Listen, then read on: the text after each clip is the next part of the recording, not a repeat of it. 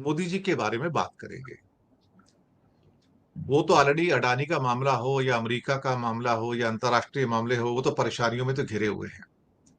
लेकिन उनका बिहेवियर कुछ ऐसे है कि जैसे उन्हें कोई फर्क नहीं पड़ता है। इसके बारे में उन्होंने पहले ही बात किया था। पर अब 2 अप्रैल भी नजदीक आ गई है सर। 2 अप्रैल को हमारे ऊपर सारे टैरिफ लागू हो जाएंगे, और गहरे टैरिफ है। और उनके कॉमर्स मिनिस्टर ने तो कह दिया कि इंडिया को अपना एग्रीकल्चर का व्यापार खोलना होगा, आपके पास कोई रास्ता ही नहीं है। तो ये एडवाइस नहीं है, तो धमकी है। एक्चुअली देखा जाए तो हमारे किसान तो मर जाएंगे उसमें। और इसके साथ ही अब हमारा नया संवत्सर भी आ रहा है सर। गुड़ी पड़वा का त्योहार है, जिसको कि हम पहला नवरात्रा भी कहते हैं। महाराष्ट्र में गुड़ी पड़वा कहा जाता है। तो सर, ये नया जो संवत्सर आ रहा है, और उसमें यही 29 तारीख है जब आपने ही बताया था, और बहुत सारे लोग भी कह रहे हैं कि 6 ग्रह जो हैं वो एक ही राशि में आ रहे हैं।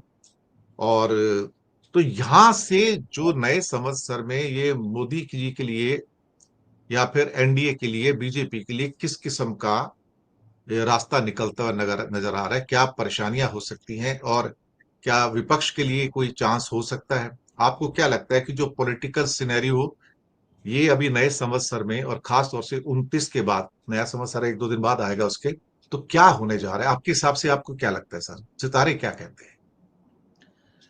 देखिए, मोदी जी शनै शनै घिरते जा रहे हैं चारों तरफ से। शनै शनै भले ही वो दिखा रहे हैं, वो उनकी कैपेबिलिटी है कि वो अपने आप को शो ऑफ कर रहे हैं, जैसे किसी प्रकार की चिंता नहीं है, लेकिन वो घिरते जा रहे हैं।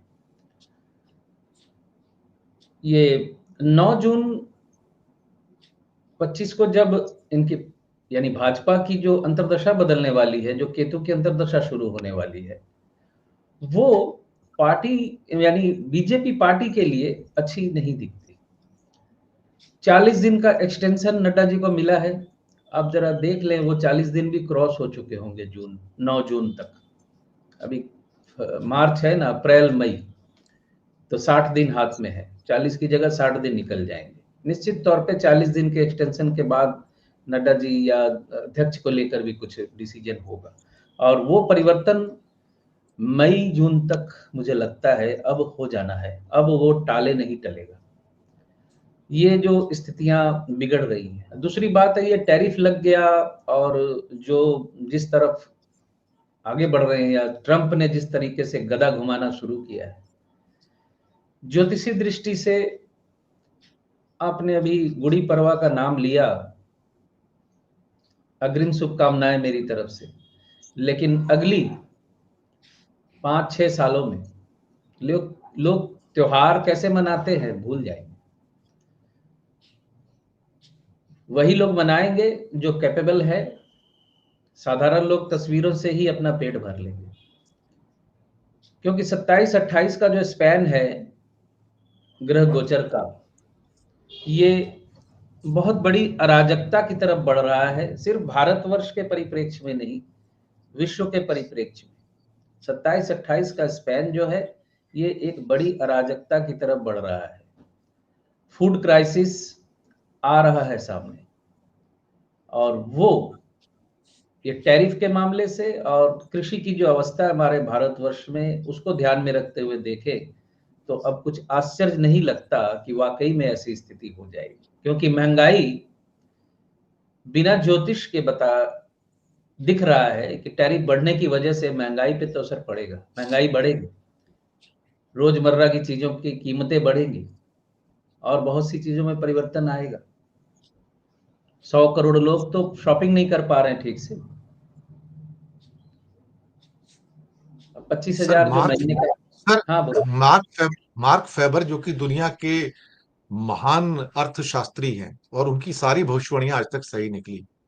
और इसके अलावा रॉबर्ट कियोसाकी हैं, जो रिच डैड पुअर डैड के राइटर हैं। उन्होंने कहा कि ये महामंदी जो आ रही है, जो दरवाजे के अंदर आ चुकी है, बाहर नहीं खड़ी है, ये 1929 से बड़ी मंदी होगी, और आपको यहाँ बचाने वाला कोई भी नहीं है। और डोमेस्टिक इन्वेस्टर से भी बोल दिया मार्क फेबर ने, भैया निकल जाओ। ये कुछ ऐसा ही है कि जैसे इंसान बाहर खड़ा रहता है तो बिजली बड़ी जोर से कड़क रही है, इतनी जोर से कि देख के डर लगता है। तो लोग कहते हैं अरे जल्दी जल्दी किसी शेल्टर के नीचे चले जाओ, किसी छुप जाओ किसी जगह पे, नहीं तो बिजली में तुम जल के राख हो जाओगे। ये उस किस्म की चेतावनी रॉबर्ट कियोसाकी और क्या कहते हैं कि मार्क फेबर के द्वारा है कि महामंदी तुम्हारे दरवाजे के अंदर आ चुकी है। ये जो आपने बात कही 2027-28 तक के लोग फोटो देख के त्योहार मनाएंगे, बाकी कुछ कर नहीं पाएंगे, पैसे नहीं होंगे, ये उसी की ओर इशारा कर रही है सर। इसके बारे में थोड़ा सा कहिए, फिर एक लास्ट सवाल देंगे उसके बाद। सर बृहस्पति, हम इस पे चर्चा कर चुके हैं। ज्योतिषी दृष्टि से अब वो बातें विश्व के एक्सपर्ट्स बोलने लगे ना। बृहस्पति जो है धन का कारक ग्रह है, और बृहस्पति 8 सालों तक अतिचारी रहेगा। मानव, जीव जंतु, अर्थव्यवस्था, सब कुछ शेकिंग हो जाएगा 8 सालों के अंदर। पता नहीं ईश्वर क्या चाहता है।